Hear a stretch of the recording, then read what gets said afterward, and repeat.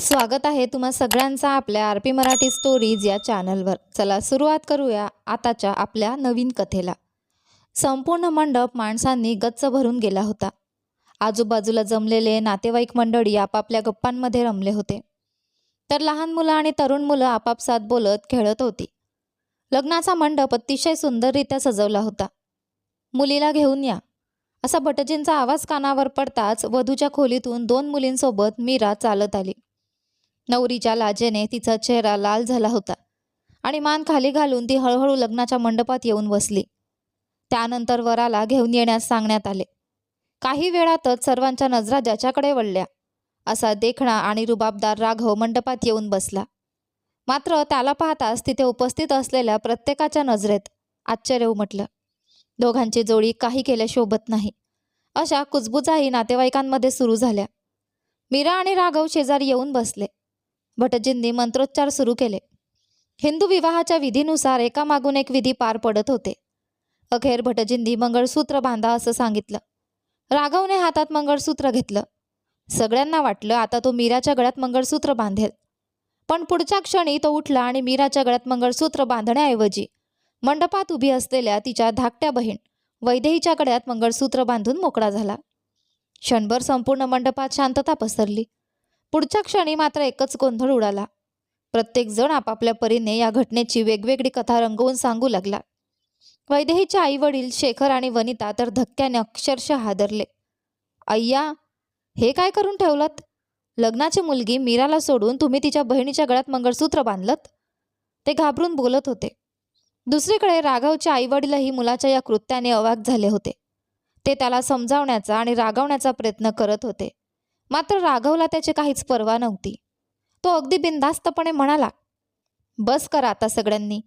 आईने सांगितलं म्हणून मी गावातल्या मुलीशी लग्न करायला होकार दिला होता, पण इथे आल्यावर मला कळालं की ज्या मुलीला मी पाहिलं होतं ती वैदेही होती। मग तिच्याऐवजी हिला दाखवून माझं लग्न लावून द्यायचं? हे माझ्याने नाही होणार, त्याने स्पष्ट शब्दात सांगितलं। मला वैदेही आवडते आणि तिलाही मी आवडतो। आता आमचं लग्न झालं आहे, बस एवढंच। राघवच्या त्या शब्दांनी मंडपात पुन्हा एकच खळबळ उडाली, पण सगळ्यांच्या गोंधळाच्या अगदी विरुद्ध वैदेही मात्र मनापासून आनंदी होती, कारण जे घडलं होतं ते घडणार आहे याची तिला आधीपासूनच कल्पना होती। म्हणूनच तिच्या चेहऱ्यावर इतरांसारखा धक्का नव्हता, उलट तिच्या मनात फक्त आनंदाच्या लहरी उठत होत्या। राघवने बोललेला प्रत्येक शब्द ऐकून लग्नाच्या मंडपात एखाद्या निर्जीव बाहुलीसारखी बसलेली मीरा मात्र डोळ्यात आलेले अश्रू रोखू शकत नव्हती। तिचा रंग आधीपासूनच सावळा होता आणि उन्हात राबून राबून तिचा रंग आणखी काळवंडला होता। आई वडील लहानपणीच तिला सोडून गेले होते, त्यानंतर आम्ही तिची काळजी घेऊ असं म्हणत तिला आपल्यासोबत घेऊन आलेल्या काका काकूंचीच काळजी घेण्याची जबाबदारीही मीराने स्वतःच्या खांद्यावर घेतली होती। घर तिचंच होतं, जमीन तिचीच होती आणि त्या जमिनीत मजुरासारखं राबणारी सुद्धा तीच होती। तिच्या काका काकूंना दोन मुली होत्या, मोठी मुलगी वैदेही तर दुसरी वैष्णवी। वैदेहीने पदवीचं शिक्षण पूर्ण केलं होतं, तर वैष्णवी सध्या महाविद्यालयाच्या दुसऱ्या वर्षाला शिकत होती। मीरा मात्र अतिशय कष्टाळू आणि प्रेमळ स्वभावाची होती। स्वतःच्या आयुष्यात कोणीतरी आपल्यावर मनापासून प्रेम करावं, आपलीही कोणीतरी काळजी घ्यावी यासाठी तिचं मनातून तळमळत होतं। म्हणूनच स्वतःला शिक्षण घेता आलं नसलं तरी तिने आपल्या दोन्ही बहिणींना मात्र शिकवलं होतं आणि आजचं हे लग्नाचं स्थळ सुद्धा तिच्या काका काकूंनीच पाहून ठरवलं होतं। मीराने अश्रूंनी भरलेल्या डोळ्यांनी आपल्या काकूंकडे पाहिलं। काकूंच्या चेहऱ्यावर फारसं दुःख दिसत नव्हतं, उलट आपल्या मुलीला चांगलं आयुष्य मिळालं याचा आनंदच त्यांच्या चेहऱ्यावर दिसत होता। तिने काकांकडे पाहिलं, शेवटी ते तिच्या वडिलांचे भाऊ होते। त्यांच्या चेहऱ्यावर मात्र काहीतरी दुःख असल्यासारखं वाटत होतं। कदाचित नेहमीसारखंच असेल असा विचार करत मीरा लग्नाच्या मंडपातून उठी लागली। तेवढ्यात शेखरजींनी तिला थांबवलं। मीरा बाळा, तुझ्या या काकांना माफ कर। त्या दोघांच्या मनात असं काही आहे हे मला माहीत नव्हतं। माहीत असतं तर तुला इथे आणून उभंच केलं नसतं, असं म्हणताना त्यांचा आवाज भरून आला। काकांचे ते शब्द ऐकून मीराचंही मन विरघळलं। काकूही तिच्याशी प्रेमाने बोलू लागल्या। तेव्हा मीराच्या मनात विचार आला, आपण तर यांच्याबद्दल चुकीचाच विचार करत होतो। ती हळू आवाजात म्हणाली, काही हरकत नाही काका। ती पुढे म्हणाली, यात आपण कोणालाही दोष देऊ शकत नाही। वैदेही आणि तिच्या नवऱ्याला घेऊन जा आणि पुढचे सगळे लग्नाचे विधी व्यवस्थित करा। शेखर अस्वस्थ झाले, पण बाळा, तुला असं एकटीला सोडून आम्ही कसं जाऊ? तेवढ्यात वनिता मध्येच बोलू लागली. अगं, तू अजून अविवाहित असताना तुझी धाकटी बहीण तिच्या नवऱ्यासोबत जोडीने उभी राहील तर गावातली लोक काय काय बोलतील याचा विचार केलाय का? ती मुद्दाम शब्द ओढत म्हणाली. मीराला मात्र काही समजत नव्हतं. आजूबाजूला जमलेले नातेवाईकही आपापसात कुजबुजू लागले. हो ना, लग्नाच्या मंडपापर्यंत येऊन लग्न मोडलंय. आता हिला उद्या कोण मुलगा लग्नासाठी मागणार? कोणी म्हणत होतं, हिचं आता पुढे काय होणार? त्या कुजबुजीने मीराचं मन आणखीनच खचलं. शेखरजींनी आपल्या पत्नी वनिताकडे पाहिलं आणि नजरेनेच तिला काहीतरी सांगितलं. मग पुन्हा मीराकडे वळत ते हात जोडून म्हणाले, मीरा बाळा, तू इतकी वर्ष आमच्यासाठी खूप कष्ट घेतलेस. आता पुरे झालं. यापुढे आमचा विचार करून तू तुझं आयुष्य खराब करू नकोस. मीरा शांतपणे त्यांच्याकडे पाहत होती. शेखर पुढे म्हणाले, आपल्या दूरच्या नात्यातला एक मुलगा तुला मागणी घालायला आला होता, पण त्याच्यापेक्षा चांगला आणि अधिक श्रीमंत स्थळ मिळालं म्हणून मी त्याला नकार दिला होता. ते क्षणभर थांबले. पण आता त्याला बोलावून आजच तुझ्या गळ्यात मंगळसूत्र बांधायला सांगितलं तरी तो नकार देणार नाही. माझ्यासाठी त्याच्याशी लग्न करशील का बाळा? असं म्हणत शेखरने तिच्यासमोर हात जोडले. ते शब्द ऐकून मीराच्या मनातलं सगळं काही जणू संपून गेलं. आपल्याला घरातून दूर करण्याचा निर्णय त्यांनी घेतलाय हे तिला स्पष्टपणे समजलं होतं. पण आईवडिलांना गमावल्यानंतर जेव्हा ती पूर्णपणे एकटी पडली होती तेव्हा तिच्यासाठी आधार बनून उभे राहिलेले हेच लोक होते.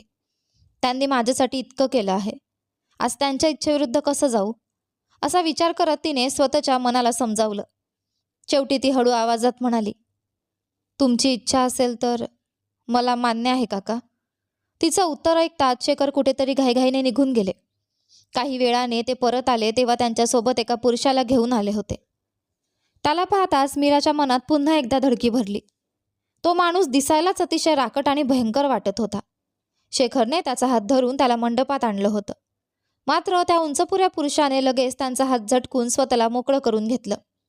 तो तिथे ताठ उभा राहिला. त्याची उंची विलक्षण होती. मजबूत आणि धिप्पाड शरीरयष्टीमुळे तो गर्दीतही लगेच उठून दिसत होता.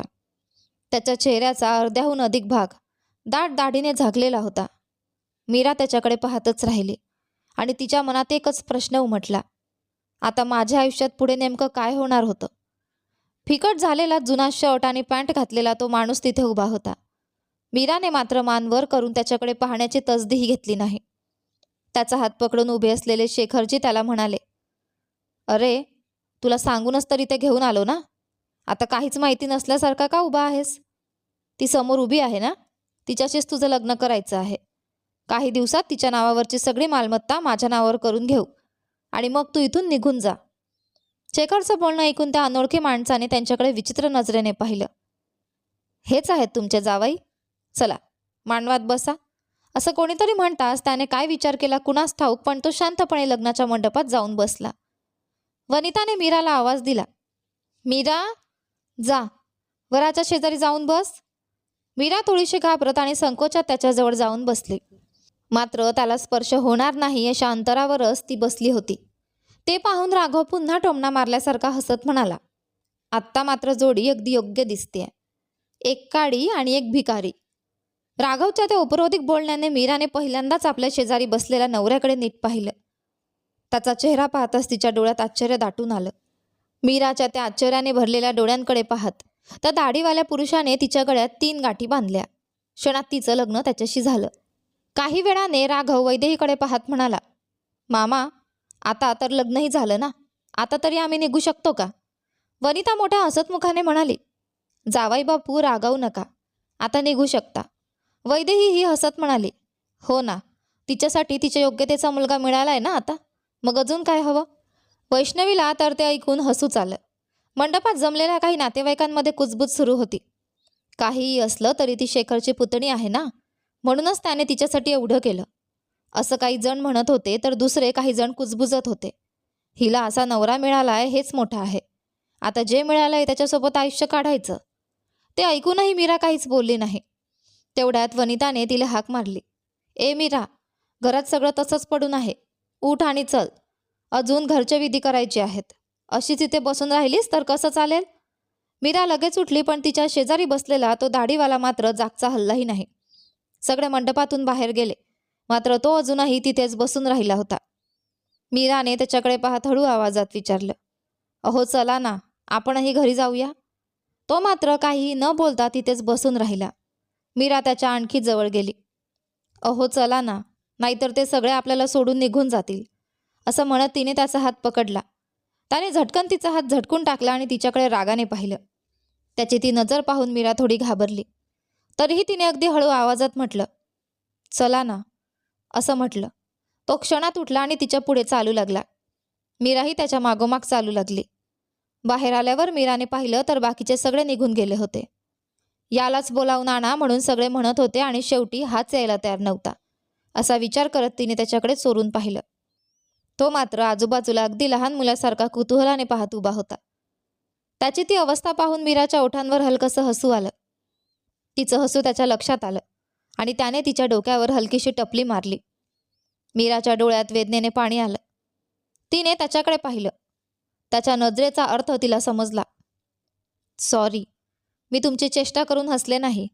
तुम्ही आजूबाजूला ज्या पद्धतीने पाहत होतात ना, ते एखाद्या लहान मुलासारखं वाटलं म्हणून हसू आलं, ती पटकन म्हणाली.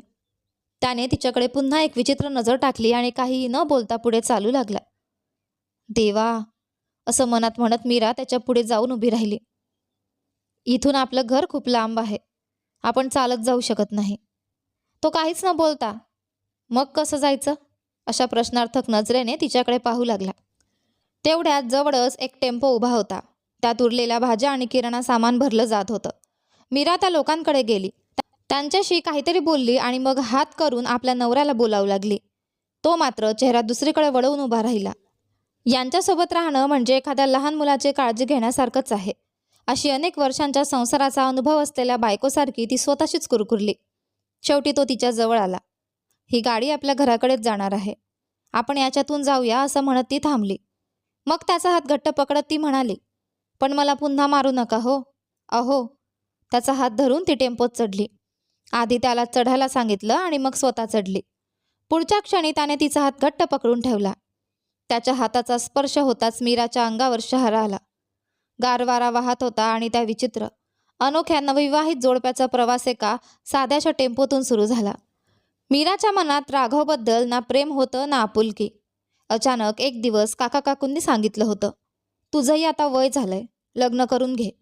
पण आज घडलेल्या सगळ्या घटनांमध्ये तिच्यापेक्षा वैदेहीच या लग्नासाठी जास्त उत्सुक असल्याचं तिला जाणवत होतं. आता त्यामागचं कारणही तिला समजलं होतं. त्या विचाराने मीराच्या ओठांवर एक कळवट हताश हसू उमटलं. तेवढ्यात तिच्या विचारांची साखळी तुटली. तिच्या शेजारी बसलेला तिचा नवरा झोपेच्या भरात तिच्या खांद्यावर डोकं टेकवून झोपला होता. याचं नाव काय आहे? हा कुठला आहे? याचं घर कुठे आहे? तिला त्याबद्दल काहीच माहिती नव्हतं. काहीही न जाणता हा माणूस तिच्या आयुष्यात आला होता आणि इतक्या कमी वेळात त्याने तिच्यावर एवढा अधिकारही गाजवायला सुरुवात केली होती. असा विचार करत असतानाच तिने त्याचं डोकं अलगद आपल्या मांडीवर घेतलं. उन्हाची झळ त्याच्या चेहऱ्यावर पडू नये म्हणून तिने आपल्या साडीच्या पदराने त्याचा चेहरा झाकून दिला. कालपासून सुरू असलेल्या धावपळीमुळे तीही खूप थकली होती. काही वेळातच तिचे डोळे मिटले. एका अनोळखी पुरुषासोबत, ज्याचं नाव सुद्धा तिला माहीत नव्हतं. मीराचा संसाराचा प्रवास सुरू झाला होता, पण नियतीने या दोघांसाठी पुढे काय लिहून ठेवलं होतं? मीराचं घर आज पूर्णपणे गजबजून गेलं होतं. ते एक मोठं प्रशस्त घर होतं. आपल्या लाडक्या मुलीसाठी मीराचे वडील मधुकरजी यांनी अतिशय प्रेमाने प्रत्येक गोष्ट विचारपूर्वक पाहून ते घर उभं केलं होतं. मीरा अवघी 4 वर्षांची असताना एकदा त्यांनी आपल्या पत्नीला म्हटलं होतं, माझ्या मुलीसाठी एखादा राजासारखा मुलगा शोधून आणीन आणि तिला याच घरात राणी बनवून ठेवीन बघ. त्यावर पत्नीने म्हटलं होतं, हो हो, पण जावयाला घरजावई करून ठेवलं तर गाव काय म्हणेल? त्यावर मधुकर हसत म्हणाले होते, गावाला जे बोलायचं ते बोलू दे, मला काय त्याचं. माझ्या मुलीला मी कुठेही पाठवणार नाही. तिला कायम माझ्या डोळ्यांसमोरच ठेवणार. मात्र आपल्या लाडक्या मुलीचं पुढे काय होणार आहे हे त्या प्रेमळ वडिलांना कुठे ठाऊक होतं. ज्या घरात त्यांनी तिला राणीप्रमाणे ठेवण्याचं स्वप्न पाहिलं होतं, त्याच घरात एक दिवस ती एका छोट्याशा खोलीत इतर सामानासोबत सामानासारखी पडून राहील याची त्यांना कल्पनाही नव्हती. घरात राघव आणि वैदेहीचं मोठ्या थाटामाटात स्वागत झालं. वनिताने औक्षण करून नवविवाहित जोडप्याला घरात आणलं. त्यानंतर त्यांना दूध आणि फळं देण्यात आली. नवरा बायकोला शोभेल अशा लाजऱ्या आणि आनंदी भावनेने राघव आणि वैदेहीने सगळे विधी पार पडले. तेवढ्यात घराच्या बाहेर वाहन थांबल्याचा आवाज आला. वनिता लगेच म्हणाली, अहो, उरलेलं सगळं सामान आलंय बहुतेक. माणसांना घेऊन जा आणि सामान उतरवून घ्या. मी तोपर्यंत मुलगी आणि जावयाला लागणारं सगळं व्यवस्थित ठेवते. हो हो, असं म्हणत शेखर बाहेर आले. बाहेर येऊन पाहिलं तर सामान घेऊन आलेले लोक तिथेच उभे होते. शेखरजी चिडून म्हणाले, अरे काय करताय तुम्ही? सामान खाली उतरवून घरात ठेवायचं ना, असे उभे काय राहिलात? त्यातील एक जण संकोचून म्हणाला, ते साहेब आणि मॅडम आहेत ना. मॅडम आणि साहेब कोण? असा प्रश्नार्थक चेहरा करत शेखरने आजूबाजूला पाहिलं आणि त्यांची नजर मीरा आणि तिच्या नवऱ्यावर पडली. दोघांची अवस्था पाहून त्यांना सगळं समजलं. मनात त्यांनी विचार केला, यांना तर उठवून सरळ करायलाच हवं. पण काय करणार? मालमत्ता आपल्या नावावर होईपर्यंत शांत राहावंच लागेल. क्षणात चेहऱ्यावरचे भाव बदलून ते प्रेमाने म्हणाले, मीरा बाळा. मीरा. मीराने हळूहळू डोळे उघडले. समोर काकांना पाहून तिला जाणवलं, आपण घरी आलोय बहुतेक. ती उठण्याचा प्रयत्न करू लागली पण तिला उठताच येईना. तेव्हाच तिच्या लक्षात आलं की कोणीतरी तिच्या मांडीवर डोकं ठेवून झोपलं होतं. आपल्या नवऱ्याला पाहताच तिच्या चेहऱ्यावर नकळत हसू उमटलं. तिने अलगद त्याच्या खांद्याला हात लावून त्याला उठवण्याचा प्रयत्न केला पण त्याने अचानक तिचा हात घट्ट पकडून मुरगळला. आई ग. वेदनेने मीरा किंचाळली. शेखरने सगळं पाहिलं. त्यांच्या मनात आलं, देवा, त्या कुमारने याला काय सांगितलं होतं? प्रेमाने वागायचं, तिचा विश्वास संपादन करायचा आणि तिच्याकडून मालमत्ता आपल्या नावावर करून घ्यायची असं सांगितलं होतं ना. हा तर उलट हिलाच त्रास देतोय. पण ते मध्ये पडले नाहीत. नंतर याच्याशी बोलावं लागेल असा विचार करत ते शांत उभे राहिले. मीराच्या किंचाळण्याने तो जागा झाला. त्याने समोर अश्रूंनी भरलेल्या डोळ्यांनी रडणाऱ्या मीराकडे पाहिलं आणि कपाळावर आठ्या चढवल्या. मीरा कळवळत म्हणाली, अहो हात सोडा ना, खूप दुखतंय. त्याने लगेच तिचा हात सोडला. त्याने एवढ्या घट्ट पकडलं होतं की त्याच्या बोटांचे ठसे तिच्या हातावर उमटले होते. असं एवढं घट्ट का पकडलत? खूप दुखतंय, असं म्हणताना तिच्या डोळ्यांतून अश्रू उघडले. त्याने तिच्या गालावर आलेले अश्रू अलगद अंगठ्याने पुसले आणि रडू नकोस अशा नजरेने तिच्याकडे पाहिलं. त्याच्या त्या अनपेक्षित सांत्वनाने मीराच्या चेहऱ्यावर हलकंसं हसू उमटलं. हं, असं म्हणत तिने स्वतःचे डोळे पुसले आणि टेम्पोतून खाली उतरू लागली. चला ना अहो, आपण घरी आलोय, असं म्हणत तिने त्याला खाली उतरण्यासाठी हात पुढे केला. त्याने तिचा हात पकडला आणि तिच्या हाताचा आधार घेत खाली उतरण्याचा प्रयत्न केला. त्याने तिला स्वतःकडे ओढलं आणि मीरा थेट त्याच्यावर आदळली. क्षणाचाही विलंब न करता त्याने तिला घट्ट मिठीत घेतलं. तेवढ्यात आत गेलेले लोक परत का आले नाहीत आणि सामानही का उतरवलं जात नाही हे पाहण्यासाठी वनिता बाहेर आली. समोरचं दृश्य पाहताच ती संतापली. अगं देवा, मीरा, हे काय चाललंय? आत जायचं ना. घरात जावाई बापू आहेत, त्यांच्या घरचे लोक आहेत आणि तू इथे दारात काय अशी उभी आहेस? आत चल, 1000 कामं पडली आहेत. वनिताला नेहमीच ओरडण्याची सवय होती. त्यामुळे मीराला तिच्या बोलण्याचं फारसं वाईट वाटलं नाही. पण आपल्या नवऱ्यासमोर तिने असं बोलावं याचं तिला थोडंसं वाईट वाटलं. आपल्या नवऱ्याला मात्र तिचं काहीच समजत नसल्यासारखं तिच्याकडे पाहताना तिने पाहिलं. आणि न जाणो का, त्या क्षणी वनिताचे शब्द तिच्यासाठी पूर्णपणे गौण झाले होते. तिच्या मनात फक्त एकच विचार होता, हा माझ्याकडे इतक्या प्रेमाने का पाहतोय? तेवढ्यात काकूंनी सांगितलेली कामं तिला आठवली. तिने आपल्या नवऱ्याचा हात पकडला आणि त्याला घेऊन घराच्या दिशेने चालू लागली. मनाच्या एका कोपऱ्यात मात्र तिची नेहमीची छोटीशी इच्छा होती, कोणी माझंही औक्षण करून मला घरात घेईल का? पण आजही तिची ती छोटीशी इच्छा अपूर्णच राहिली. तरीही आपल्या नवऱ्याचा हात घट्ट पकडून तिने वडिलांनी बांधलेल्या त्या घरात पाऊल ठेवलं. मनात मात्र तिला एक विश्वास होता, आई वडिलांचे आशीर्वाद कायम आपल्यासोबत आहेत. याच विचाराने ती घरात शिरली. पण तिच्या मागोमाग नातेवाईकांच्या नजरा देखील घरात आल्या. दूरची एक वयस्कर नातेवाईक वनिताला म्हणाली, अगं वनिता, मोठी मुलगी सुद्धा आपल्या नवऱ्यासोबत आली आहे. तिचेही काही रीतिरिवाज करायला हवेत ना. वनिता लगेच म्हणाली, कशाला? त्यांचं स्वतःचं लग्नच नीट झालेलं नाही, मग आता तिच्यासाठी वेगळे विधी आणि रीतिरिवाज कशाला? जे व्हायचं होतं ते झालं. मीराच्या लग्नाची परिस्थिती काय होती हे वनिताला चांगलंच माहीत होतं. तिच्या बहिणीचं लग्नही नीट पार पडलं नव्हतं. तरीही ती वैदेहीला घरात आणून तिचं राजासारखं स्वागत करत होती. हे सगळं पाहून मीराच्या मनात आपल्या नवऱ्याला योग्य मान सन्मान मिळत नसल्याची खंत मात्र डोंगरा एवढी साचत गेली. तिने आपल्या शेजारी उभ्या असलेल्या नवऱ्याकडे पाहिलं. आता तिच्या आयुष्यात हा अनोळखी माणूसच तिचा सोबती होता आणि पुढे त्यांचं नातं नेमकं कोणत्या वर्णावर जाणार होतं हे फक्त नियतीलाच माहीत होतं. घरातील मोठी माणसं बोलत उभी असतानाच वनिता मीराला सुनावू लागली, अगं ही काय पद्धत आहे? एका पुरुषाचा हात पकडून घराच्या मधोमध उभी राहतेस काय? जा आता, ही साडी काढून ठेव आणि एखादा जुना ड्रेस घालून ये. घरात अजून खूप कामं पडली आहेत. मीराने तिचं सगळं बोलणं शांतपणे ऐकलं आणि आपल्या नवऱ्याला सोबत घेऊन आपल्या खोलीत आली. तिची खोली फारशी मोठी नव्हती. एका बाजूला फक्त एक साधं लोखंडी पलंग होता. मीरा स्वतः मात्र नेहमी जमिनीवरच झोपायची. तिने पंखा सुरू केला आणि त्याला पलंगावर बसण्याचा इशारा केला. तोही अगदी आज्ञाधारक मुलासारखा पलंगावर जाऊन बसला. तुम्ही जेवलात का? तिने त्याला विचारलं. त्याने नकारार्थी मान हलवली. मीराने लगेच साडीचा पदर कमरेत खोचला आणि स्वयंपाकघराकडे धावत गेली. लग्नाचं उरलेलं जेवण अजूनही तिथे होतं. तिने ते एका ताटात वाढून आणलं आणि त्याच्यासमोर ठेवलं. तो अक्षरशः घाईघाईने जेवू लागला. त्याला अशा पद्धतीने खाताना पाहून मीराचं मन हेलावलं. किती दिवसांनी जेवण मिळालं असेल याला. ती तो पूर्ण जेवेपर्यंत शांतपणे त्याच्याजवळ बसून राहिली.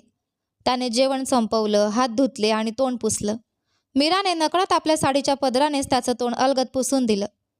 तुम्ही इथेच बसा, बाथरूम बाहेर आहे. आणि तुमच्याकडे घालायला कपडे आहेत का? तुमचं सामान कुठे आहे? तिने एकामागून एक प्रश्न विचारले. त्याने पुन्हा नकारार्थी मान हलवली. मीराला आश्चर्य वाटलं. तुम्ही बोलतच नाही का? तुमचं नाव तरी काय आहे? तिच्या प्रश्नावर त्याने फक्त आश्चर्याने मान वर करून तिच्याकडे पाहिलं, पण तोंडातून एक शब्दही काढला नाही. तेवढ्यात बाहेरून वनिताचा मोठा आवाज आला. मीरा! कंटाळलेल्या चेहऱ्याने मीरा खोली बाहेर आली. तिच्या हातातलं रिकामं ताट पाहत वनिता उपहासाने म्हणाली, मोठ्या घरची मुलगी आहे म्हणे. रीतीभाती करतात म्हणून किती शांत बसली होती. अजून घरात गरडाचे काटे नीट फिरलेही नाहीत. आणि महाराजांना भूक लागली सुद्धा. भिकाऱ्याचा मुलगा कुठला? मीराचा संयम सुटला. काकू, ती मोठ्या आवाजात म्हणाली. काय बोलताय तुम्ही? इथंच थांबा. त्यांच्याबद्दल असं बोलण्याचा तुम्हाला काहीही अधिकार नाही. वनिता संतापली. अनाथ कुठली. इतके दिवस गप्प बसली होती, पण आज नवरा मिळताच बघा कशी तोंडवर करून बोलतेय. मीराच्या मनात मात्र राग दाटून आला. थांबा, हा तुमच्याच माणसांपैकी आहे ना? मालमत्ता तुमच्या नावावर करून घेतली की मग तुमच्याशीच हिशोब करेन, असा विचार तिने मनात केला.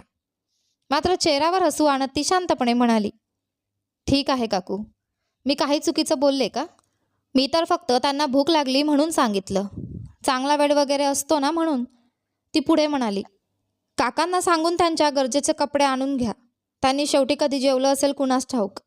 इतकं बोलून तिने दोरीवर वाळत घातलेले आपले जुने कपडे घेतले आणि बाथरूममध्ये निघून गेली. मीरा निघून गेल्यावर वैदेही मनात विचार करू लागली. काय झालं असेल?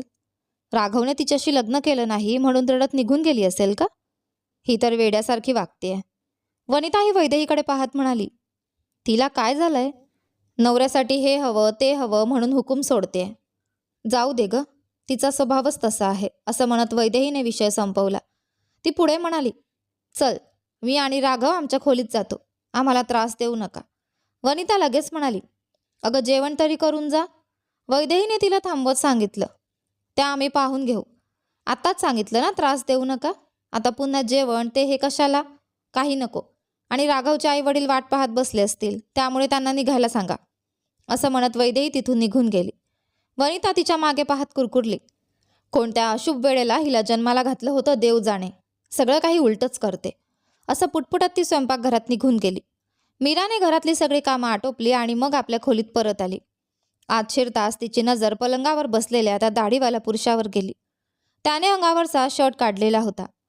त्याला तसं पाहून मीरा दचकली आणि लगेच लाजून चेहरा झाकून घेतला. तरीही तिने हळूच एका डोळ्याने त्याच्याकडे पाहिलं आणि त्याची धिप्पाड शरीरयष्टी पाहून ती मनातच म्हणाली, अय्या, याचं शरीर एवढं मजबूत कसं काय आहे? काय काम करत असेल? बहुतेक लाकूड फोडण्याचं काम करत असावा. ती स्वतःच वेगवेगळे अंदाज बांधत होती. मग तिने पुन्हा त्याच्याकडे पाहिलं. मी खोलीत आली आहे, हेही याला कळलं नाही का? इतका काय पाहतोय? तेव्हा तिची नजर त्याच्या हातात असलेल्या एका वस्तूवर पडली. तो तिच्या बालपणीचा फोटो अल्बम पाहत होता. आईवडिलांची आठवण आली की मीरा तो अल्बम काढून बसायची. पण तो अल्बम याच्या हातात कसा आला? ती त्याच्या हातातल्या फोटोवर नजर टाकते आणि पुढच्या क्षणी तिच्या काळजाचा ठोका चुकला. तो तिच्या बालपणीचा एक जुना फोटो पाहत होता, अगदी लहानपणीचा, ज्यात ती कपड्यांशिवाय होती. मीराने घाईघाईने त्याच्या हातातून अल्बम घेतला आणि लगेच बंद करून टाकला.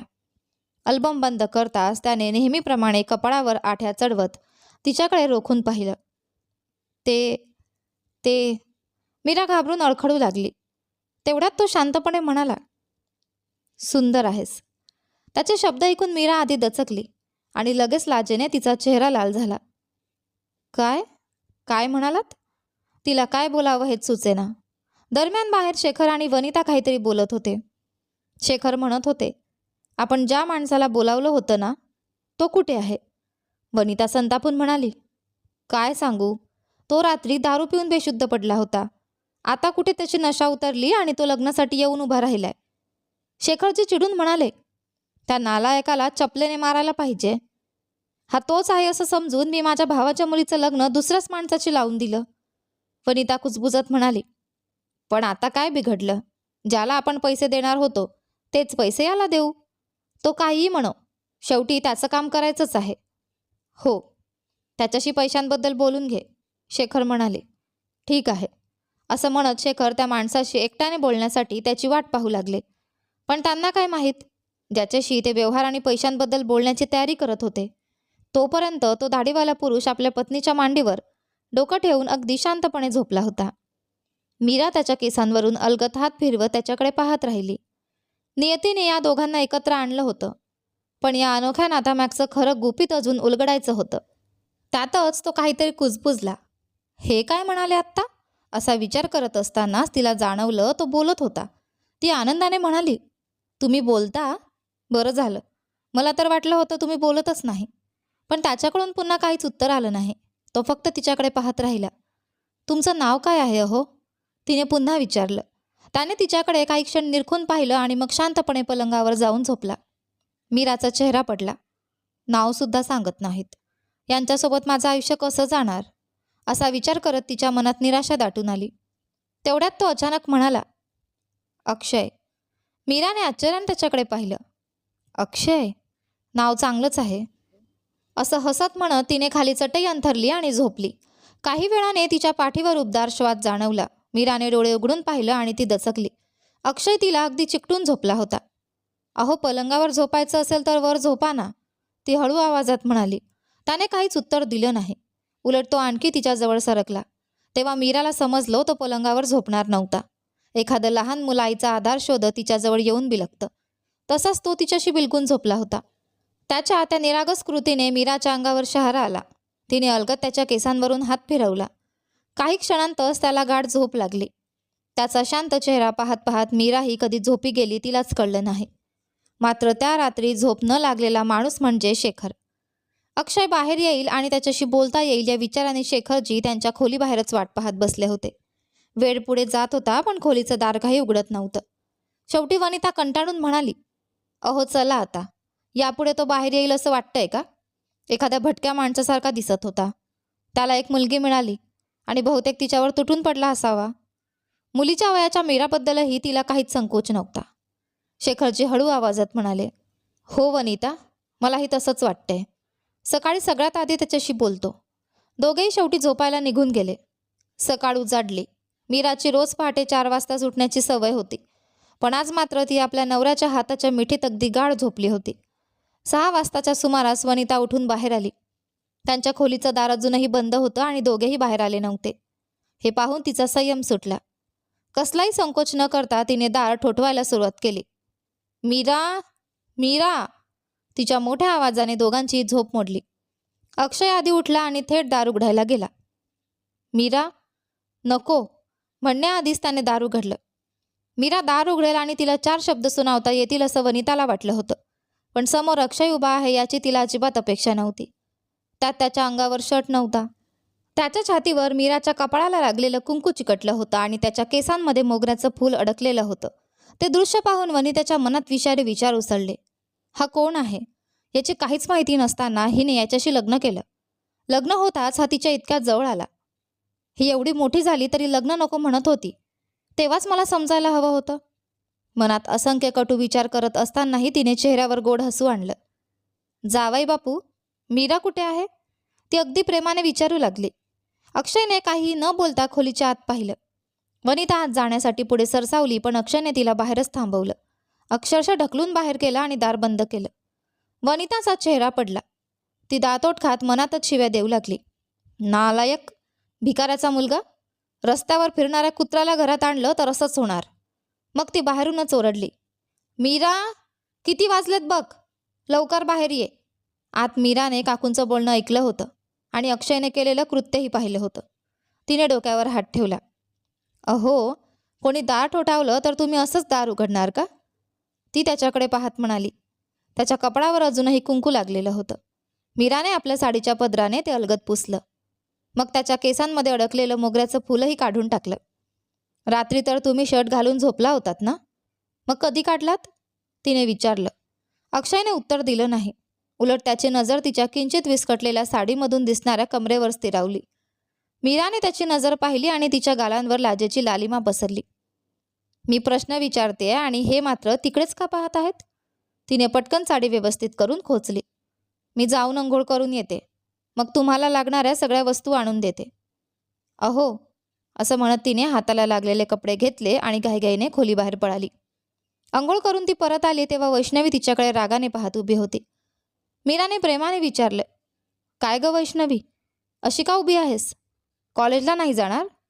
वैष्णवीने तोंड वाकडं करत उत्तर दिलं, तुझा नवरा म्हणून एक नवीन पात्र घरात आलंय ना, तो हॉलमध्ये बसून टीव्ही इतक्या मोठ्या आवाजात पाहतोय की डोकं उठलंय. ती चिडून म्हणाली, आधी त्या नॉनसेन्सला टीव्हीचा आवाज कमी करायला सांग. असं म्हणत वैष्णवी आपल्या खोलीत निघून गेली. मीराला तिच्या बोलण्याचं थोडं वाईट वाटलं, पण लहान आहे, रागात बोलली असेल असं स्वतःच्या मनाला समजावत ती हॉलमध्ये आली आणि तिथलं दृश्य पाहून ती पुन्हा थबकली. अक्षय शर्ट शिवाय पॅन्ट घालून सोफ्यावर निवांत बसला होता आणि टीव्ही मोठ्या आवाजात पाहत होता. मीरा त्याच्याकडे पाहतच राहिली. हा माणूस तिच्या आयुष्यात नेमका कोणता बदल घेऊन आला होता याची तिला अजून कल्पनाही नव्हती. वैष्णवीला त्याच्यात काही विशेष चुकीचं वाटत नव्हतं, पण हा माणूस असं निवांत बसून टीव्ही पाहतोय या विचारानेच ती चिडून ओरडत निघून गेली होती. मात्र तिच्या बोलण्यामागचा खरा अर्थ समजून घेण्याइतकी समज मीरामध्ये अजून आलेली नव्हती. टीव्हीचा आवाज मोठा असल्यामुळे वैष्णवी चिडली असावी असंच मीराला वाटलं. तिने त्याला उठवलं आणि अंघोळ करून यायला सांगितलं. नवीन टूथब्रश आणि टूथपेस्ट त्याच्या हातात दिली. तो ते घेऊन बाथरूममध्ये गेला. थोड्या वेळाने तो कमरेला फक्त टॉवेल गुंडाळून खोलीत परत आला. त्याला त्या अवस्थेत पाहून मीरा दचकली. अहो, तुम्ही असेच बाहेर कसे आलात? ती घाबरून म्हणाली. घरात मोठ्या मुली आहेत हे माहीत आहे ना, कोणी पाहिलं तर काय विचार करतील? तिच्या आवाजात यावेळी थोडासा रागही होता. अक्षयने अगदी सहज उत्तर दिलं, तू दुसरे कपडे दिलेच नाहीस. त्याचं उत्तर ऐकताच मीराच्या लक्षात आलं. अरे हो, याच्याकडे घालायला कपडेच नाहीत. कालच तिने शेखरला त्याच्यासाठी कपडे आणायला सांगितले होते, पण त्यांनी अजून काहीच आणलं नव्हतं. मीरा बाहेर आली. हॉलमध्ये पाहिलं तर काल रात्री खोलीत गेलेले राघव आणि वैदेही नवीन कपडे घालून तयार होऊन बसले होते. त्यांच्याकडे क्षणभर पाहत मीराच्या मनात खंत दाटून आली. ती लगेच आपल्या खोलीत गेली, पर्स घेतली आणि अक्षयला सांगितलं, तुम्ही आताच थांबा, मी येते, माझ्या मागे बाहेर येऊ नका, असं सांगून ती घराबाहेर निघून गेली. काही वेळाने ती परत आली तेव्हा तिच्या हातात एक मोठी पिशवी होती. हॉलमध्ये पाहुण्यांसाठी जेवणाची लगबग सुरू होती. राघव आणि वैदेहीची शेखर, वनिता आणि वैष्णवी तिघेही खूप मनापासून काळजी घेत होते. सगळे त्यांच्यासोबत हसत गप्पा मारत जेवत होते. हे दृश्य पाहून मीराने क्षणभर त्यांच्याकडे पाहिलं आणि काहीही न बोलता आपल्या खोलीत गेली. अक्षय अजूनही ती खोलीत निघून गेली होती त्याच जागी बसलेला होता. मीराने आणलेली पिशवी त्याच्या हातात दिली. तुमचा नेमका साईज मला माहीत नव्हता, म्हणून ओळखीच्या दुकानातून अंदाजाने घेऊन आले. घालून बघा, साईज बरोबर नसेल तर बदलून घेऊ, ती म्हणाली. अक्षयने पिशवीतून कपडे काढले आणि टॉवेल सोडायला लागला. मीरा घाईघाईने दुसरीकडे वळून उभी राहिली. देवा, ह्यांच्यासोबत राहणं म्हणजे काय काय करावं लागतंय, ती मनातच कुरकुरली. तिने त्याच्यासाठी 4 शर्ट आणि 2 पॅन्ट आणली होती. त्यासोबत अंतर्वस्त्रांसह आवश्यक ते कपडेही घेतले होते. त्याने त्यापैकी एक नवीन पोशाख घातला आणि तिच्यासमोर येऊन उभा राहिला. छान दिसतोय का, त्याने विचारलं. मीराने त्याच्याकडे पाहिलं आणि नकळत हसली. हो, सुंदर दिसताय.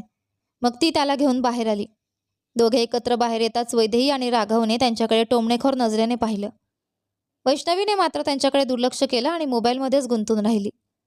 अक्षयने घातलेले नवीन कपडे पाहून शेखर लगेच म्हणाले, अगं मीरा, मी जावयासाठी कपडे आणायला निघालोच होतो, पण सकाळपासून थोडी चक्कर येत होती म्हणून आडवा झालो, मला माफ कर बाळा.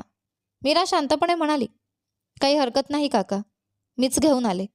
तेवढ्यात वनिताने टोमणा मारला. अगं, पुरुषांचे कपडे घ्यायचे एवढे अचूक माप कसे काय माहीत तुला? आधीपासून अनुभव आहे की काय? वनिताचे शब्द ऐकून मीराच्या डोळ्यात अश्रू तरळले. काय बोलतायत या? माझ्याबद्दल त्यांना काहीच माहीत नाही का? तिच्या मनात प्रचंड खंत दाटून आली. तिला उत्तर द्यावंसंही वाटलं नाही. ती फक्त अश्रूंनी भरलेल्या डोळ्यांनी तिथेच उभी राहिली. तिच्या डोळ्यातले अश्रू कदाचित बाकी कोणालाही दिसले नसतील, पण अक्षयच्या नजरेतून ते सुटले नाहीत. तो त्यावेळी जेवत असलेल्या वनिताकडे पाहत होता. क्षणभरात त्याने पायाने समोरच्या टेबलला जोरात लाथ हाडलं. धाळकन वनिताचं ताट उडून गेलं आणि टेबलही उलटून खाली पडला. संपूर्ण घरात शांतता पसरली. कुटुंबातील प्रत्येकाच्या चेहऱ्यावर भीती उमटली. वनिता घाबरून ओरडली, देवा, हा तर अगदी राक्षसासारखा वागतोय. मग ती मीराकडे वळून रडत म्हणाली, खूप छान केलंस ग. इतकी वर्ष तुला खायला घातलं, वाढवलं, त्याची हीच परतफेड आहे का? तुझ्या नवऱ्याला आमच्यावर सोडून आम्हाला मारून टाकायचा विचार आहे का?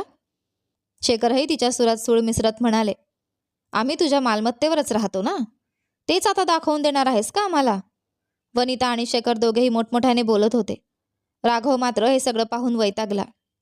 तो उठत म्हणाला, माय गॉड, अशा रानटी माणसासोबत मी एका घरात राहू शकत नाही. मी निघतो. तेवढ्यात मीराने पुढे होत अक्षयचा हात घट्ट पकडला. तुमच्यापैकी कुणालाही जाण्याची गरज नाही, आम्हीच निघतो.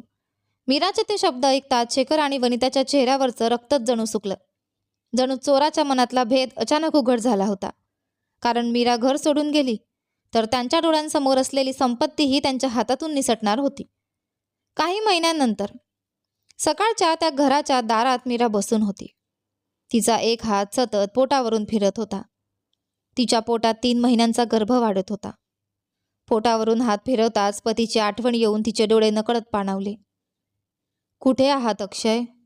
ती मनोमन पतीशीच बोलत होती. तेवढ्यात घरातील सुरक्षा रक्षकांनी तिला आत येऊ दिले. पतीला तिच्यापासून दूर जाऊन 3 महिने झाले होते. गावात राहणे तिच्यासाठी आता अशक्य झाले होते. आपल्या जीवापाड प्रेम असलेल्या अक्षयचा शोध घेत ती अखेर पुण्याला आली होती. त्याच्याशिवाय एकटीने तिथे राहणे तिच्याही आवाक्याबाहेर झाले होते. काकू वनिताने रागाच्या भरात तिचा जीव घेण्याची धमकी दिली होती. त्या भीतीनेच ती आपल्या दूरच्या नात्यातील भावाला शोधत होती. समीरनेच तिला धीर दिला होता. तुला माझ्यावर विश्वास आहे ना? तू मला शोधत आली आहेस तर मीही तुला एकटी सोडणार नाही. चल पुण्याला जाऊ. तिथे माझा एक ओळखीचा पोलीस मित्र आहे. सध्या तुला सुरक्षित जागा आणि एखादं कामही हवं आहे. आर्यराज साहेबांच्या घरी त्यांच्या आजीची काळजी घेण्यासाठी एक व्यक्ती हवी आहे म्हणे. घर खूप सुरक्षित आहे.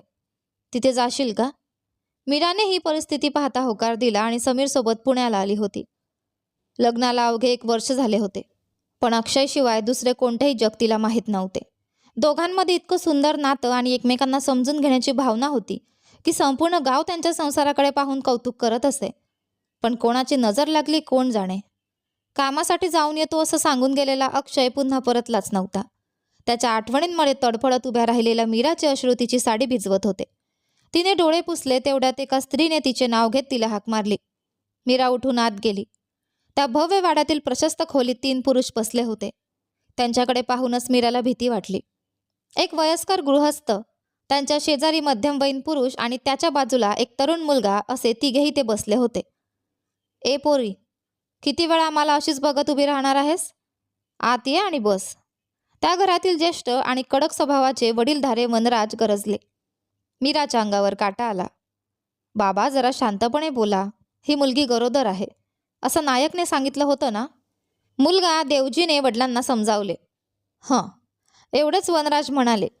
त्यांच्या आवाजातील कठोरपणात मात्र काहीही फरक पडला नाही. कदाचित मीरालाच त्यांचा आवाज एवढा भयानक वाटत असावा. त्यांच्या शेजारी बसलेला तरुण छान पुढे म्हणाला, बाबा ते जाऊ द्या. तिच्याशी बोला आणि सगळी जबाबदारी तिच्यावर सोपवा. संध्याकाळी पार्टी आहे. दादाला कळलं तर आपलीच खरडपट्टी काढेल. त्याचे बोलणे ऐकताच त्या दोघांनीही नाराजीने मान हलवली. अरे ईशान, तो मला काय प्रश्न विचारणार? माझ्या हाताखाली वाढलेला मुलगा आहे तो. माझ्यापेक्षा जास्त शहाणपणा दाखवला तर त्याला जागेवर आणायला मला वेळ लागणार नाही. तू गप्प बस. एवढ्यात सगळी जबाबदारी कशी सोपवणार? नायकच्या ओळखीची मुलगी आहे म्हणून काय झालं? मी नीट चौकशी करूनच तिला माझ्या आईकडे पाठवणार. देवजी ठामपणे म्हणाले. त्यांच्या बोलण्यात कोणीच मध्ये पडले नाही, कारण त्या घरातील आजीचा स्वभाव सगळ्यांना माहीत होता. जवळपास वर्षभरापासून त्या अंथरुणाला खिळून होत्या. त्यांची काळजी घेण्यासाठी ज्या ज्या स्त्रियांना ठेवले होते त्यापैकी एकही आठवड्यापेक्षा जास्त दिवस टिकली नव्हती. आत्तापर्यंत तब्बल 30 जणी बदलल्या होत्या, पण आजींना कोणीतरीही पसंत पडत नव्हते. सुनेच्या मृत्यूनंतर संपूर्ण कुटुंबाला सांभाळणारी तीच एक स्त्री होती. आता स्वतः अंथरुणावर पडून राहावे लागत असल्याची खंत आणि आपल्या मुलांपैकी 4ही पुरुष आपापल्या जगात रमून असल्याची चिंता, या दोन्ही गोष्टी त्यांच्या चिडचिडेपणाला आणखी वाढवत होत्या. अगदी शेवटी आलेली स्त्रीसुद्धा त्यांच्या बोलण्याला कंटाळून घरातून निघून गेली होती. त्यानंतर पुन्हा एखाद्या व्यक्तीचा शोध सुरू असताना शेखरचा मित्र नायक पुढे आला होता. बाबा, माझ्या ओळखीची एक मुलगी आहे. तिला सध्या सुरक्षित जागेची गरज आहे. ती गरोदरही आहे. तुम्हाला आजींची काळजी घेण्यासाठी माणूस हवाच आहे ना? तिलाच ठेवून घ्या. नायकच्या शब्दांना मान देऊनच मीराला या घरात आणण्यात आले होते. हो, तुझं नाव काय? वनराज यांनी विचारले. मीरा. पतीचं नाव? अक्षय. तो कुठे आहे? मीराने दात घट्ट आवडले. डोळ्यात आलेले अश्रू तिने कसंबसं रोखले. परगावी आहे. एवढंच उत्तर देऊन ती शांत झाली. तिच्या चेहऱ्यावर उमटलेला बदल त्या पुरुषांना समजला नाही. त्यामुळे त्यांनी तिच्या पतीबद्दल किंवा तिच्या वैयक्तिक आयुष्याबद्दल आणखी काही विचारले नाही. ठीक आहे, आता मी सांगतो ते नीट ऐक. माझी बायको जरा तापट स्वभावाची आहे. तिची नीट काळजी घ्यायची. वेळच्या वेळी तिला जेवायला घालायचं. लहान मुलांसारखं तिचं लक्ष ठेवायचं. हेच तुझं काम. तुला याच घरात राहता येईल. तुला लागणाऱ्या सगळ्या गोष्टी तुझ्यापर्यंत पोहोचतील. त्याची चिंता करू नकोस. माझ्या बायकोची नीट काळजी घेणं एवढीच तुझी जबाबदारी आहे. समजलं? मीराने शांतपणे मान हलवली. हे सगळं मान्य असेल तर बाहेर रामू उभा आहे. तो तुला तुझ्या खोलीत घेऊन जाईल. आता तू जाऊ शकतेस. मीरा भीतीने उठली आणि हळूहळू बाहेर निघून गेली. ती नजरेआड होताच ईशानने आश्चर्याने विचारले, दादांना न विचारता तुम्ही त्या मुलीला इथे राहायला सांगितलं? त्यांच्याबद्दल तुम्हाला माहीत आहे ना? वनराज हसले. अरे, तो माझा नातू आहे. त्याला कसं हाताळायचं हे मला चांगलं माहीत आहे रे. तू अजून लहान आहेस. आता तू संध्याकाळच्या पार्टीला कोणता ड्रेस घालायचा याचा विचार कर. बाकी सगळं मी पाहून घेईन. तुम्हीच जाणो आणि तुमचं काम जाणे. असं पुटपुटत ईशान उठला आणि तिथून निघून गेला. त्यानंतर देवजी म्हणाले, बाबा, मी पूर्णियाच्या समाधीस्थळी जाऊन येतो. असं म्हणत ते निघून गेले. पत्नीच्या स्मृतीस्थळी जाऊन काही वेळ घालवला नाही तर त्यांचा दिवसच पूर्ण झाल्यासारखा त्यांना वाटत नसे. पत्नीवर त्यांचं इतकं प्रेम होतं. आजही ते नेहमीप्रमाणे निघून गेले. तर वनराजसुद्धा आपल्या मोठ्या नातवाशी स्पर्धा करत आजही तितक्याच जोमाने चालवत असलेल्या आपल्या कार्यालयाकडे रवाना झाले. इकडे मीराला तिची खोली दाखवण्यात आली. आजींच्या खोलीच्या अगदी शेजारची खोली तिच्यासाठी ठेवण्यात आली होती. खोली मोठी आणि प्रशस्त होती. मीराने आजूबाजूला नजर फिरवली आणि आपल्या कपड्यांमध्ये ठेवलेला अक्षयचा एक शर्ट बाहेर काढला. तो शर्ट चेहऱ्याजवळ नेताच तिला त्याचा परिचित सुगंध जाणवला. तू मला शोधतच इथे आले आहे अक्षय. लवकर माझ्याकडे परत या. तुम्ही माझ्यासोबत नसताना मी अक्षरशः तडफडत आहे. असं म्हणत ती ढसाढसा रडू लागली. काही वेळाने तिने स्वतःला सावरलं. अंघोळ करून आज आपल्या साड्यांपैकी एक साडी नेसली आणि थोडा वेळ झोपून गेली. रामूने तिला सांगितलं होतं, मीरा, साधारण 4च्या सुमारास आजींकडे जाऊन त्यांना भेटून ये. पण प्रवासाचा आणि दिवसभराच्या धावपळीचा थकवा असल्यामुळे मीराला कधी झोप लागली हे तिलाही कळलं नाही. अचानक डोळे उघडताच तिला समीरची आठवण झाली. त्याला फोन करून ती या घरात सुखरूप पोहोचल्याचं सांगितलं आणि अक्षयचा शोध घेऊन त्याला आपल्यापर्यंत आणण्याची विनंती केली. समीरने तिला धीर दिला. मी नायकला सगळं सांगितलं आहे. तो अक्षयचा शोध घेण्यासाठी पाहतोय. तू अजिबात काळजी करू नकोस. आर्यराज साहेबांचं घर तुझ्यासाठी मोठा आधार आहे. तू सुरक्षित आहेस. असं म्हणत त्याने फोन ठेवला. मीरा पटकन तयार झाली आणि सीता आजींच्या खोलीकडे निघाली. दारावर हलकेच टकटक करून ती आत गेली. समोरच्या पलंगावर आजी झोपल्या होत्या. वय जवळपास 70च्या आसपास आलं होतं. तरी त्यांच्या चेहऱ्यावर विलक्षण तेज आणि सौंदर्य होतं. किती सुंदर दिसतात असा विचार करत मीरा त्यांच्या जवळ गेली. आजी, ती प्रेमाने म्हणाली. पण पुढच्या क्षणी आजीने तिच्याकडे रागाने पाहिलं आणि अचानक तिला मारायला सुरुवात केली. मीराला काही समजायच्या आतच तिच्यावर 2-3 जोरदार फटके बसले. वेदनेने ती किंचाळली. तिचा आवाज ऐकून घरातील काही नोकर धावत आले आणि त्यांनी कसाबसा मीराला आजींपासून दूर केलं. आजींनी इतक्या संतापाने तिच्यावर हल्ला केला होता की मीरा अक्षरशः अर्धबेशुद्ध झाली. 2 नोकरांनी तिला उचलून तिच्या खोलीत नेलं. बिचारी मुलगी गरोदर आहे म्हणे. तिच्या पोटात बाळ आहे. तिला काही झालं तर कोण जबाबदार राहणार? नोकर एकमेकात बोलत होते. त्यांचे शब्द आजींच्या कानावरही पडले. त्या क्षणी त्यांच्या चेहऱ्यावर अचानक काहीतरी आठवल्याची वेदना उमटली. त्यांच्या डोळ्यात एक अनामिक दुःख दाटून आलं. काही वेळाने मीराला शुद्ध आली. संपूर्ण शरीर थंडकत होतं. आजींच्या माराचा त्रास सहन करण्याची तिच्यात ताकदच नव्हती. आधीच मनाने खचलेली मीरा त्या अचानक झालेल्या हल्ल्याने पूर्णपणे कोलमडून पडली होती. पण त्या अवस्थेतही तिच्या ओठांवर एकच नाव होतं, अक्षय. अक्षय, खूप दुखतंय. अजूनही संपूर्ण अंग दुखतंय. तुम्ही कधी येणार? मला कधी घेऊन जाणार? ती अश्रू ढाळत पुटपुटत होती. इकडे खाली घरात मात्र पार्टीला रंग चढला होता. वनराज यांच्या कंपनीतील मोठे शेअर्स आर्यराजने खरेदी केले होते. तर यशाचा आनंद साजरा करण्यासाठी ही पार्टी आयोजित करण्यात आली होती. वनराज हातात वाईनचा ग्लास घेऊन पाहुण्यांमध्ये फिरत होते. मनातून त्यांना राग होता, पण नातवाच्या यशाचा आनंद साजरा करणं गरजेचं होतं. देवजी मात्र आपल्या खोलीतच होते. ते लेखक होते आणि पत्नीच्या मृत्यूनंतर त्याने जवळपास सर्व समारंभ आणि पार्ट्यांमधून स्वतःला दूर ठेवलं होतं. ते अशा कार्यक्रमांमध्ये सहभागी होत नाहीत हे सगळ्यांना माहीत असल्याने कोणीही त्यांना शोधायला गेले नाही. तर दुसरीकडे ईशान महिलांसोबत नाचण्यात मग्न होता. अवघ्या 25शीच्या उत्साहाने तो बेभान होऊन नाचत होता. तेवढ्यात अचानक संपूर्ण वातावरण शांत झालं. सर्वांच्या नजरा प्रवेशद्वाराकडे वळल्या. पॅन्ट शर्ट परिधान केलेला जवळपास 6 फूट उंच रुबाबदार पुरुष आत प्रवेश करत होता. आर्यराज. काही व्यावसायिक आणि राजकारणी आपापसात कुजबुजू लागले. आर्यराजने चष्मा एका हातात धरला होता. त्याच्या चालण्यातच एक वेगळा रुबाब होता. हा मुलगा जन्मतःच कठोर स्वभावाचा आहे, असं वनराज स्वतः अनेकदा म्हणायचे. त्याच्या चेहऱ्यावरही तोच कठोरपणा स्पष्ट दिसत होता. डोळे लालसर झाले होते. दाट मिशा आणि दाढीमुळे त्याचा चेहरा आणखी रौद्र दिसत होता. त्याचं मजबूत शरीर आणि व्यक्तिमत्व पाहताच समोरच्याला नकळत भीती वाटावी असाच त्याचा दरारा होता. आर्यराज आत येताच काही क्षणांपूर्वी नाचत असलेले सगळे लोक थांबले आणि त्याच्याकडे पाहू लागले. त्याचवेळी मीराही आपल्या खोलीतून बाहेर आली. दारातून आत प्रवेश करणाऱ्या त्या पुरुषाकडे तिची नजर पडली आणि पुढच्या क्षणी तिच्या डोळ्यात आश्चर्य दाटलं. तिने काहीही विचार न करता जोरात ओरडत त्याच्याकडे धाव घेतली. अक्षय. स्वतःचं भान हरपून मीरा त्याला जाऊन मिठी मारणार इतक्यात पुढच्या क्षणी धाडकन आर्यराजने तिला जोरदार थप्पड मारली. मीरा त्या क्षणी जमिनीवर कोसळली. त्या प्रशस्त हॉलमध्ये उपस्थित असलेले सगळेजण अक्षरशः स्तब्ध झाले होते. कारण तिथे असलेल्या प्रत्येकाला माहीत होतं की आर्यराजचा स्त्रियांशी फारसा संबंध नाही. खरं तर त्याला स्त्रियांविषयी अजिबात आकर्षण नव्हतं. ही गोष्ट अनेकदा चर्चेचा विषय बनली होती. एकदा तर सोशल मीडियावर तो समलैंगिक असल्याची अफवाही पसरली होती. पण आर्यराजकडून त्यावर कोणतीही प्रतिक्रिया आली नव्हती. मात्र ज्या बनावट अकाउंट्स आणि न्यूज चॅनल्सवरून ही बातमी पसरवण्यात आली होती ती सगळी काही दिवसातच कुठल्याही मागमुसाशिवाय गायब झाली होती. आणि त्यामागे कोणाचा हात होता हे सांगण्याची गरज नव्हती. अशा माणसाला एका स्त्रीने सर्वांसमोर मिठी मारली होती आणि त्याची प्रतिक्रिया काय असेल हे तिथे उपस्थित प्रत्येकाला माहीत होतं. मी रडतच त्याच्याकडे वर पाहत होती. अक्षय. ती काहीतरी बोलणार इतक्यात आर्यराजने जोरात हाक मारली. रामू. रामू धावत आला. दादा, डेटॉल घेऊन ये. रामू लगेच डेटॉल घेऊन आला. मीराला मारलेल्या हाताला त्याने नीट धुतलं.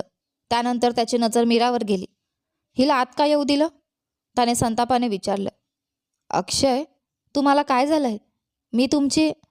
मीरा काहीतरी सांगण्याचा प्रयत्न करत होती. छी. आर्यराजने तिच्याकडे तुच्छतेने पाहिलं. सगळ्यात आधी हिची मान पकड आणि हिला घराबाहेर काढ. रामू गोंधळला. दादा, ते मोठ्या साहेबांनीच तिला कामावर ठेवलं आहे. हे ऐकताच आर्यराजने आजूबाजूला नजर फिरवली. त्याला वनराज कुठेच दिसले नाहीत.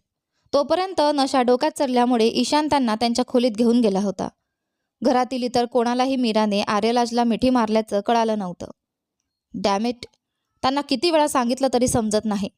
पुरुष नर्स ठेवायला सांगतोय आणि हे घरात पुन्हा पुन्हा या बायका आणतात. तो उघडपणे चिडून बोलला. रामू, हे सगळं लगेच स्वच्छ कर. सकाळी मी त्यांच्याशी बोलतो आणि हिला इथून पाठवायला सांगतो. मीरा त्याच्याकडे पाहत अश्रू ढाळत उभी होती, पण आर्यराजने तिच्याकडे साधं वळूनही पाहिलं नाही. तो जिना चढून वर निघून गेला. काही वेळाने तो खाली आला तेव्हा त्याने कोट सूट परिधान केला होता. मीरा मात्र वर उभी राहून त्याच्याकडेच पाहत होती. अक्षयला खरंच काहीच आठवत नाही का? नाही, हा माझा अक्षय असूच शकत नाही. त्याला माझ्याबद्दल काहीच माहिती नसणं शक्य नाही. माझ्यावर आवाज चढवून बोलणं तर त्याला कधी जमलंच नसतं. मग हा माझा अक्षय नाही. ती बराच वेळ त्याच्याकडे पाहत राहिली. नंतर आपल्या खोलीत गेली. कपड्यांमध्ये लपवून ठेवलेला एक फोटो तिने बाहेर काढला. त्या फोटोत अक्षयने तिच्या खांद्यावर हात ठेवला होता. एका हाताने तो मिशीला पीळ देत होता आणि दुसऱ्या हाताने तिला जवळ घेत हसत उभा होता. तर मीरा लाजत डोळ्यात प्रेमाची चमक घेऊन त्याच्याकडे पाहत होती. तिने तो फोटो आपल्या छातीशी घट्ट धरला. डोळ्यांतून अश्रू वाहत असतानाच कधी तिचा डोळा लागला तिलाही कळलं नाही. पहाट झाली. आदल्या रात्रीच्या रंगीबेरंगी पार्टीच्या अगदी उलट. सकाळी वनराज पांढरे शुभ्र धोतर कुर्ता परिधान करून अगदी शांत आणि सोज्वळपणे खाली उतरले. त्यांना पाहताच ईशान मिश्किलपणे म्हणाला, रात्रभर हातात वाईनचा ग्लास घेऊन ॲनिमल थीमवर नाचणारा माणूस बघा, आणि सकाळी उठल्यावर असा पांढरा शुभ्र साधू बनून फिरतोय. ए छोट्या, कोणाला टोमणे मारतोयस? टोमणा नाही मिस्टर वनराज, सरळ बोलतोय. अरे देवा, माझं नाव घेऊन मला हाक मारतोयस? अहो तात्या, ते जाऊ द्या. काल रात्री काय झालं तुम्हाला माहिती आहे का? माहिती आहे. मग सांगा ना. मोठा नातू आला असेल आणि मी नसताना पार्टी झाली म्हणून रागाने निघून गेला असेल, बरोबर ना? ईशानने त्यांच्याकडे वरपासून खालपर्यंत पाहिलं. तुम्ही मोठे आहात म्हणून आदर करतोय, पण तुम्ही जी एक मुलगी कामावर ठेवली आहे ना? हो, मी. तिचं नाव काय बरं? अरे मी नाही तात्या. बरं मीना? मीना नाही. अरे देवा, नाव महत्त्वाचं नाही, मुद्द्याचं बोल. तिने तुमच्या मोठ्या नातवाला मिठी मारली म्हणे. हा हा हा. वनराज मोठ्याने हसले. काय विनोद करतोयस? ती मुलगी माझ्या नातवाच्या समोर उभी राहायलाही घाबरेल. त्याला मिठी मारणं तर दूरच राहिलं. दुसरं काहीतरी विश्वास ठेवण्यासारखं सांग. तुम्ही विश्वास ठेवणार नाही? थांबा, आता दादाच तुम्हाला बोलावेल. तेवढ्यात जिन्यावरून आवाज आला. तात्या, तुमच्याशी बोलायचं आहे. आर्यराज म्हणजेच अक्षय खाली उतरत होता. बोल रे, वनराज अगदी शांतपणे म्हणाले. ईशान मनात म्हणाला, काय जबरदस्त अभिनेता आहे हा माणूस. तो सोफ्यावर बसला आणि दोघांचं संभाषण ऐकू लागला. अक्षयने हाक मारली, रामू. दोघांची नजर रामूकडे वळली. तिला घेऊन या. दोघांनी एकमेकांकडे पाहिलं. कोणाला? असा प्रश्न त्यांच्या चेहऱ्यावर होता. काही क्षणांनी रामू मीराला घेऊन आला आणि आर्यराजने जिच्याबद्दल सांगितलं होतं तीच मुलगी असल्याचं दोघांनाही समजलं. आर्यराजने मीराकडे पाहत कठोर आवाजात सांगितलं, आता लगेच हिला घराबाहेर जायला सांगा. ही इथे राहिली तर पुढे माझ्याच हातून हिचा जीव जाईल. मीरा मान खाली घालून उभी होती, पण ते शब्द ऐकताच तिने हळूहळू मान वर केली. तिच्या डोळ्यांतून वाहणाऱ्या अश्रूंमध्ये कालपर्यंत तिच्याकडे प्रेमाने, आपुलकीने आणि जिव्हाळ्याने पाहणाऱ्या अक्षयच्या आठवणी होत्या, पण आज त्याच डोळ्यात तिच्यासाठी फक्त तिरस्कार होता.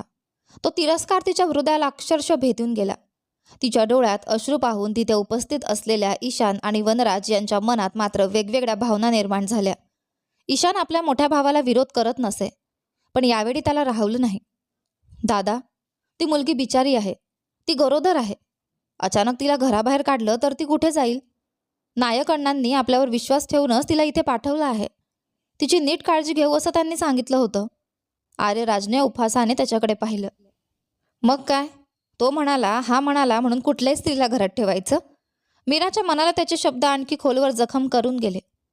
काल सकाळपासून तिने काहीच खाल्लं नव्हतं. त्यातच ती गरोदर होती. शरीर आधीच अशक्त झालं होतं. त्याच्या कठोर शब्दांनी तिचं मनही खचून गेलं. अचानक तिच्या डोळ्यांसमोर अंधारी आली. तिचं डोकं गरगरलं आणि ती खाली कोसळणार इतक्यात ईशानने तिला सावरलं. अरे देवा, डोळे उघडा. ऐका ना. तो तिच्या गालावर हलकेच थोपटू लागला. आर्यराजचा राग आणखी वाढला. ईशान, अशा मुलींना हात लावून का बोलतोयस? दादा, तुम्ही काय बोलताय? ती बेशुद्ध पडली आहे. ए अक्षय. आर्यराजचा आवाज अचानक आणखी कठोर झाला. गप्प बस. अक्षय हे तुझं नावही आहे ना? ईशान थिजून गेला. वनराजजींनी पुन्हा त्याच्याकडे पाहत आदेश दिला. ए छोट्या, हिला तिच्या खोलीत घेऊन जा. आपल्या डॉक्टरांना लगेच बोलाव. हिला नेमकं काय झालंय ते पाहू दे. क्षणभर थांबून तो म्हणाला, मी या मुलीला शब्द दिला आहे की तिला लागणाऱ्या सगळ्या गोष्टी मिळतील. तो शब्द मी मोडणार नाही. इकडे बघ अक्षय, ती इथेच राहणार आहे. माझ्या बायकोची काळजी घेण्यासाठी मी तिला स्वतः बोलावून घेतलं आहे. तुला तिच्याशी काय समस्या आहे? उगाच एवढा का चिडतोयस? वनराज शांतपणे म्हणाले. तात्या, मग पुरुष नर्स ठेवायचा ना. माझ्या बायकोसाठी कुणीही असं ठेवायची गरज नाही, वनराज संतापून म्हणाले. वनराज त्याच्याकडे रोखून पाहत म्हणाले, व्यवसायात माझ्यावर विजय मिळवलास म्हणून आयुष्यातही मला हरवू शकशील असं समजू नकोस. त्या बाबतीत तर तू आधीच हरला आहेस. त्यांच्या या बोलण्यामागे काहीतरी खोल अर्थ दडलेला होता, पण आर्यराजला मात्र अधिकच चीड आली. एवढं सगळं सांगूनही आपलं म्हणणं न ऐकता एका अनोळखी मुलीची बाजू घेणारे आजोबा त्याला अजिबात सहन होत नव्हते. यासाठी तुम्हाला नंतर नक्की पश्चाताप होईल. तो दात ओठात चावत गुरगुरला आणि तिथून निघून गेला. याची एकच कटकट आहे. वनराज वैतागून पुटपुटले आणि मीराच्या खोलीकडे गेले. मीराची तपासणी करून डॉक्टरांनी सांगितलं ती ठीक आहे, पण तिला काहीतरी खायला द्या. ती गरोदर आहे. शेवटचं तिने कधी जेवण केलंय कोण जाणे, असं म्हणत डॉक्टर निघून गेले. वनराजने रामूला विचारलं, रामू, या मुलीने काही खाल्लं आहे की नाही? ते, दादा, मला वाटलं तिने खाल्लं असेल. वाटलं? वनराज भडकले. नवीन जागी आलेली मुलगी स्वतःहून कसं विचारणार? तुम्हीच तिला काहीतरी खायला द्यायला हवं होतं ना, असं म्हणत ते निघून गेले. इकडे आजी मात्र आपल्या खोलीच्या दाराकडे डोळे लावून बसल्या होत्या. त्या कोणाची तरी आतुरतेने वाट पाहत होत्या, पण ज्याची त्या वाट पाहत होत्या ती व्यक्ती अजूनही आली नव्हती. तेवढ्यात वनराज तिथे आले. त्यांना पाहताच काल रात्री नशेत केलेल्या प्रकारामुळे आजींनी रागाने आपला चेहरा दुसरीकडे वळवला. छोट्याने सगळं सांगितलं का? मी काही जास्त प्यायलो नव्हतो ग, पण काय करू, नशा थोडी जास्तच झाली, वनराज अपराधीपणे म्हणाले. त्यांचं बोलणं ऐकण्याची इच्छा नसल्याने आजींनी आणखीच चेहरा फिरवला. बरं, माझ्याकडे बघ ना, असा चेहरा फिरवू नकोस, असं म्हणत त्यांनी हळूच तिचा चेहरा आपल्याकडे वळवला. पुन्हा असं कधी होणार नाही, मला माफ कर. वनराज आणखी काहीतरी बोलणार इतक्यात त्यांच्या फोनची रिंग वाजली. फोनवर बोलत ते बाहेर निघून गेले. बिचाऱ्या आजी मात्र पुन्हा दाराकडे पाहत राहिल्या. जिची त्या आतुरतेने वाट पाहत होत्या ती अजूनही आली नव्हती. कितीतरी वेळ वाट पाहूनही तिचा पत्ता नव्हता आणि तिकडे मीराला अजूनही शुद्ध आली नव्हती. ती मात्र एका सुंदर स्वप्नात होती. स्वप्नात ती आपल्या अक्षयसोबत होती. दोघेही एकमेकांसोबत हसत बोलत आणि प्रेमाने वेळ घालवत होते. ते स्वप्न इतकं सुंदर होतं की मीराला जागच व्हावंसं वाटत नव्हतं. अक्षय, अक्षय, माझा अक्षय, ती झोपेतच पुटपुटत होती. अचानक तिने डोळे उघडले. समोर आर्यराज बसला होता. एकावर एक पाय ठेवून हातात मोबाईल घेत तो अगदी शांतपणे बसला होता. त्याची बसण्याची पद्धत पाहूनच मीराच्या हातापायांना थरकाप झाला. मोबाईल पाहत असलेल्या आर्यराजची नजर अचानक तिच्याकडे गेली.